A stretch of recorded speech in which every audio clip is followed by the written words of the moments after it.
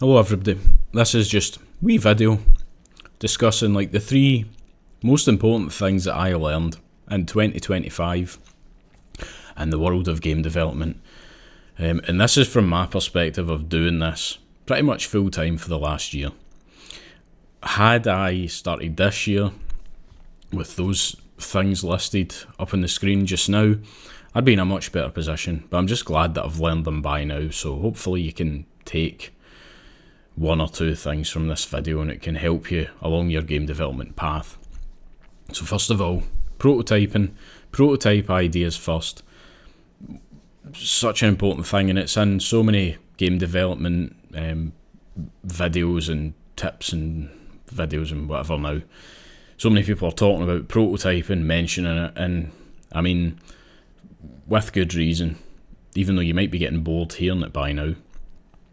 It's so important to just test out the main mechanic. Is it fun? Does it feel rewarding to, if it's Vampire Survivors, walk through a horde of enemies and watch them get cut to pieces by like the axes or the holy water or whatever it is.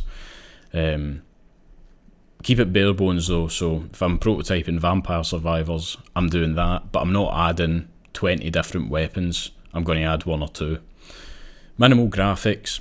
Sometimes I think as well people interpret prototyping as doing it and making the game look as shit as possible. I mean, it can work. For me, I can't use coloured boxes and circles in my prototypes. It makes it too hard for me to visualise the actual game. So what I do is I just take asset packs or I take graphics from an existing game that I've worked on and I plug them in, and it just helps me visualise the actual end game a little bit better. And then good juice and feedback to test if the game's fun, pretty much.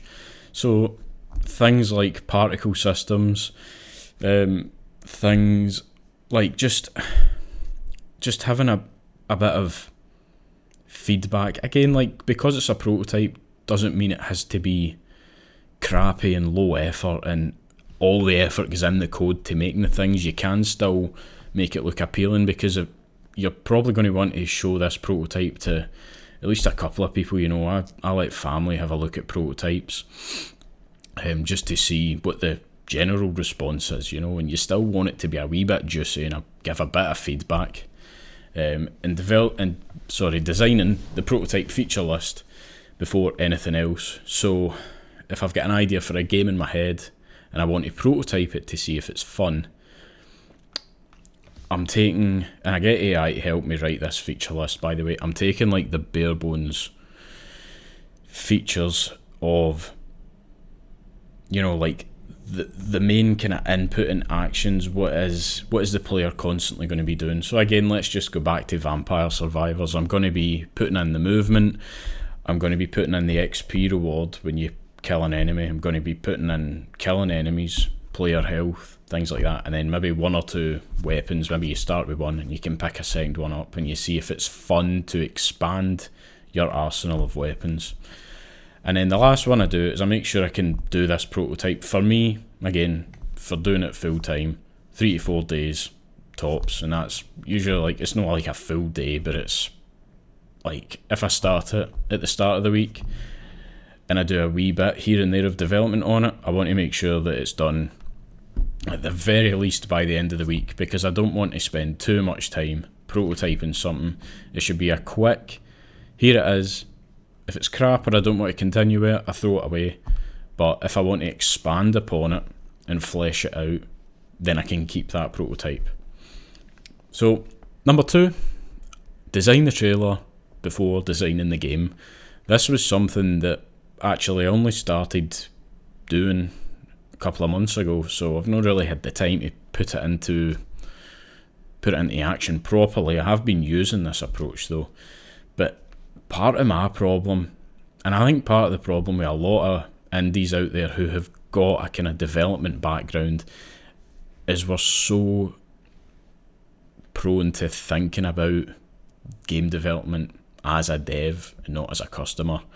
And what this does is it sort of taints ideas before you've even had the chance to really explore them, or at least to develop them, because you get a game idea, or an idea for a feature for a game coming to your head, but you're already thinking of the technical overhead, especially if it's an existing project. You're thinking, oh shit, well now I need to get it to fit in with all these other systems, and that's going to be a pain in the arse, so I'm just going to leave it. If you can design the trailer in your head, so I mean, I must look nuts. Sometimes I'm out walking the dog and I stop for a minute with my eyes shut to visualise this game trailer that doesn't exist for a game that doesn't exist yet. And I think, what would this kind of concept or this fantasy for a game, let's think about being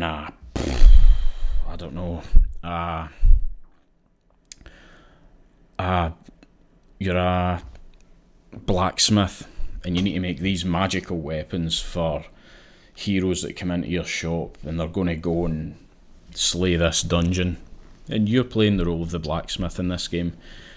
That's the overall fantasy. So I would think, okay, it's going to be 3D and it's going to be low poly, and you're going to be basically in a shop behind a counter, and you're going to see like a row of customers going all the way out the shop, and each one that comes up you need to do a wee quick time event to create a weapon for them, something like that.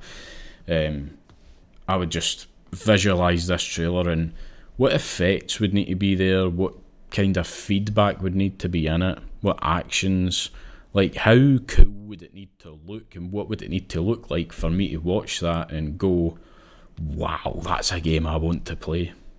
So I would visualise that, and then once you've got that vision in your head, I would then write it all down, and then I kind of decipher the idea in my head, and I go, okay, so I'm going to need like a particle effect for this, feedback for this, user interface here, the mechanics will be like this. So that's been my method for kind of cutting my developer brain out of the design process and designing things either as a player or a customer, however you want to refer to them.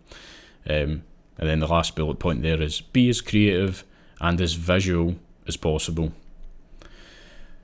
And the last one has probably been the hardest, because you kind of need to forget about your skills for a second and drop your ego and work to your limits. And that's something that held me back for like half of last year. I was working on a game and it's well within my limits to make this game. I'm capable of making it, but do I want to spend the next 2 years making that game? That was the question that I sat down and I asked myself. I realised, okay, it's going to take me about the best part of a year to make it. After that, I have to balance it, I have to fix the bugs, and that's just like an early version with the kind of depth that I was looking at with the game. And I've got old videos of that game as well, and like it's still sitting here somewhere, and maybe one day I'll pick it up again. But time's a valuable currency for us all, and especially when it comes to being indie game developers. I mean, the market moves so fast, and it can be so volatile at times, and we all want to see our creations out there and getting played by people. So even though I knew I could make that game, I had to ask myself, do I want to spend all this time making it? The answer was no. So I had to set deadlines, and I had to realise I'm not a good enough developer to make it sooner. Therefore, I need to be honest, and I need to drop this one. So going forward, I then really cut back the scope on all the other projects that I've worked on up until this point. And when I say with the third bullet point, because I mean, I'm reading these bullet points now and they don't make any sense. They make sense to me, but that's me.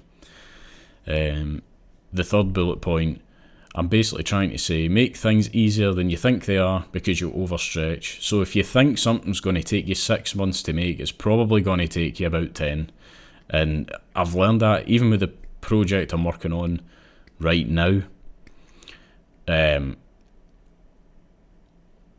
It's still been overstretched, if that's the right word. I don't even know if that's the right word, but give yourself more time than you think you'll need. You always underestimate. And here's a wee bonus as well that maybe I should have wrote down here. So I'm making it 4. I clickbaited you with 3. But I've realised too, before I start working on a game that I'm going to take serious and I'm going to release to the world, it's now past the prototype point.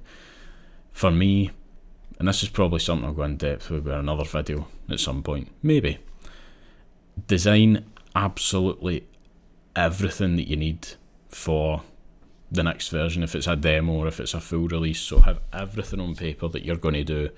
Have like all the characters you can play, all the progression paths, all the currencies, all the levels, every bit of user interface you might need. It kind of comes back into this whole point of game design documents, and this is a debate I've had with tons of people, especially here on YouTube over the years, about use a game design document, yes or no. For me, yes. For you, maybe not, and that's fine. For me, definitely. The amount of time I waste sometimes because I don't fully understand what it is I'm trying to make. Whereas if there's a bit of paper or a document somewhere that lists absolutely every detail about the game, and like that's time consuming as well. Like it's going to take time out the other end because before I start I need to design it all and write it all down. It just makes the development process, for me at least, so much more focused and smoother. So that would be my number 4, but I didn't write it down. So anyway, that was a wee bit of a ramble. If you got this far, thanks for watching, and I'll maybe see you soon.